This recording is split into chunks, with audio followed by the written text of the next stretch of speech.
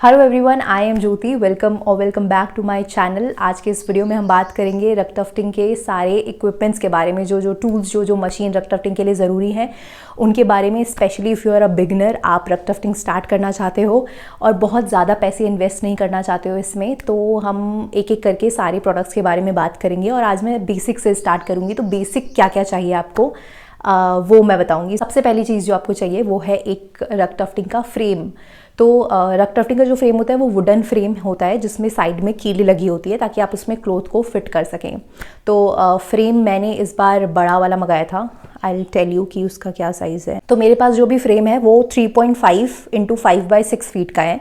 और मैं बहुत ज़्यादा एक्साइटेड थी रग टफ्टिंग के लिए, तो मैंने इतना बड़ा फ्रेम मंगा लिया। But you do not need इतना बड़ा फ्रेम, आप छोटा फ्रेम भी ले सकते हैं। लेकिन जब मैंने खरीदा था तब मुझे लगता था कि मैं तो बहुत बड़े बड़े रग्स बनाऊंगी, बट इट्स नॉट फीजिबल, क्योंकि अगर आप स्टार्ट कर रहे हैं तो आप बड़े रग्स नहीं बना सकते, क्योंकि अगर गलती होगी तो वो पूरा बड़ा का बड़ा ख़राब होगा। तो मेक श्योर कि आप छोटा फ्रेम खरीदो, स्पेस भी कम लेगा and it will be convenient for you. तो टफ्टिंग फ्रेम पर हम लगाएंगे क्लॉथ।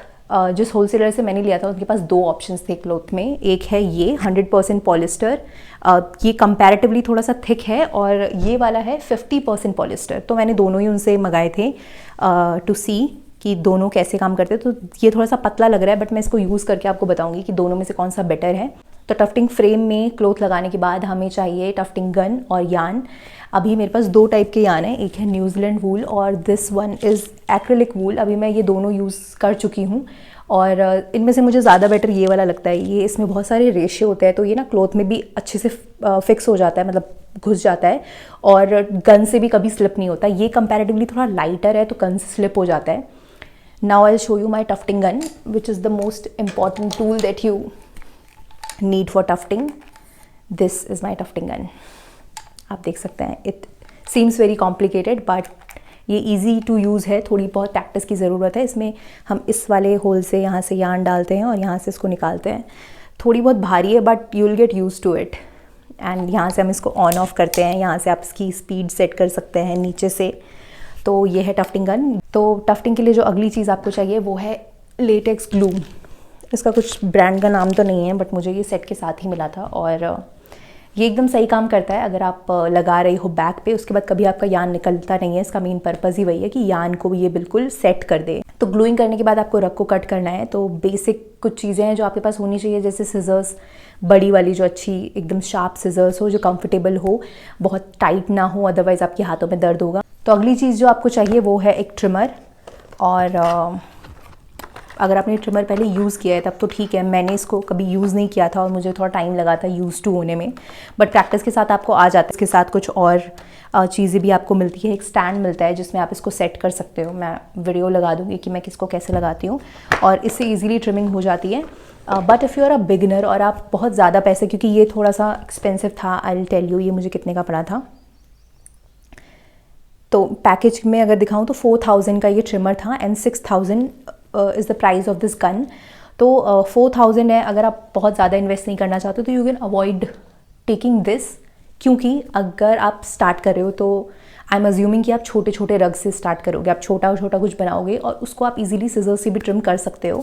तो आपको ट्रिमर की स्टार्टिंग में ज़रूरत नहीं है। मेरे पास भी ट्रिमर था, बट मैंने इसको बहुत बाद में यूज़ करना स्टार्ट किया जब मैंने बड़े रग्स बनाए, क्योंकि बड़े में आप बहुत देर तक सिजर्स नहीं चला सकते और वो उतना प्रिसाइज भी नहीं हो पाता है।